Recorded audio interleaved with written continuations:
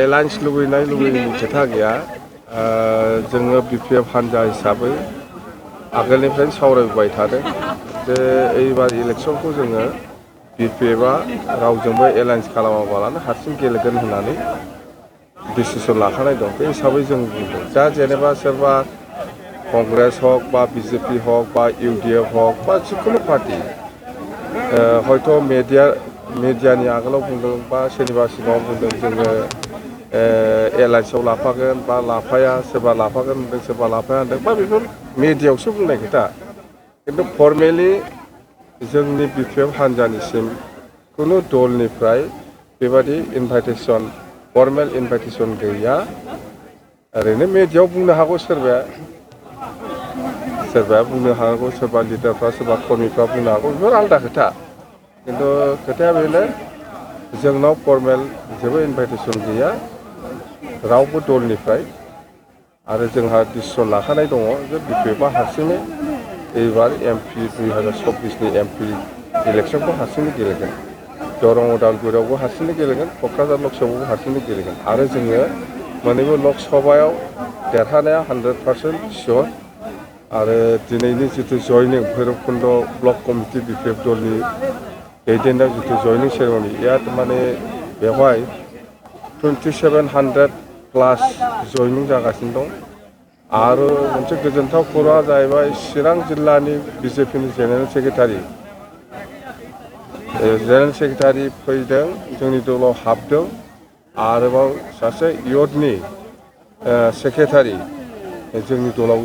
दिनै जगदान जादों चिरां district BJPनि general सेक्रेटारियाव हाबबाय आरो इयथनि सेक्रेटारि सासे हाबदों जोंनाव फैगौ बिसायख'थिनि हाद्रिया माब्लानिफ्राय खुंगोन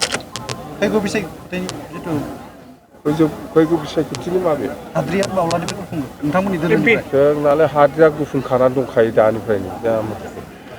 हाद्रियाबो जोंना गोबावखासै सार नोंथाङा मोनसे खोथा बुंदोंमोन बावैसो थांनाय मास मोनथाम सिगां नोंथाङा हेलिकप्टारजों केम्पिं खालामगोन होनदोंमोन नोंथाङा थारैनो केम्पिं खालामगोन हेलिकप्टारजों केम्पिं खालामगोनथ' सम जायाखै हेलिकप्टारा रायज्लायखाबाय होनदों आङो ड्राइभारफोरजों सार बेजों लोगोसे जों नुनो मोनदों चिराङावहाय गोबां नोंथांमोननि BP दलनिफ्राय लोब जयन जादों जों खोनानो मोनदों बे बाथ्राखौ सार मा बुंनो सानो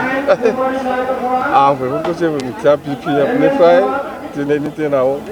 ना कंग्रेसआव थांदों ना BJPआव थांदों ना UPPआव थांदों बेनो जेबो प्रमान गैया सोरबा गाव गावनि मानसिखौ लानानै सेरलाबायनो हागौ खिन्थु BPFनिफ्राय दा रावबो दल नागारा BPFआव जयनिंसो जागासिनो दं BPFआ सरकार गैया खिन्थु सरकार गैयाब्लाबो दिनै सरकार सालायग्रा हान्जानिफ्राय दिनै मानो हान्जा दिनै UPPL बा BJPजों मानो हाबलाबाय थादों खार'ना जाहैबाय बेनो प्रमद बर'आ रावखौबो सिनाया गाव हारसिंखौल' सिनायो रावखौबो नायनो रोङाखै बियो खोथा बुंनाय बायदि खामानि मावनो रोङाखै बिनि थाखाय दिनै गोबां BJP कर्मीफ्रा प्रमदखौ गाज्रि मोननानै BJP दलखौ गारनो बाध्य जादों बियो नायनो रोंनांगौमोन जिहेतु एखेलगे सरकार BTC ओनसोलाव थानाय BJP कर्मी वार्कारफोरखौ प्रमद बर'आ गुरुत्व होआखै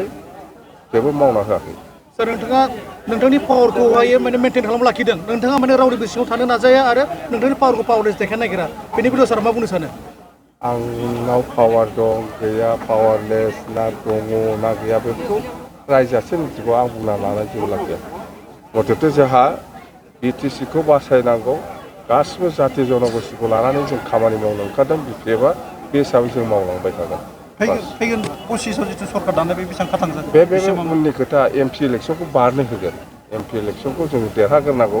देरहाखांनायनि उनाव जोंना जाहैबाय सानै देरहालांबा दिल्लीयाव सासे केबिनेट मन्थ्रि लागोन जोङो दे थेंक इउ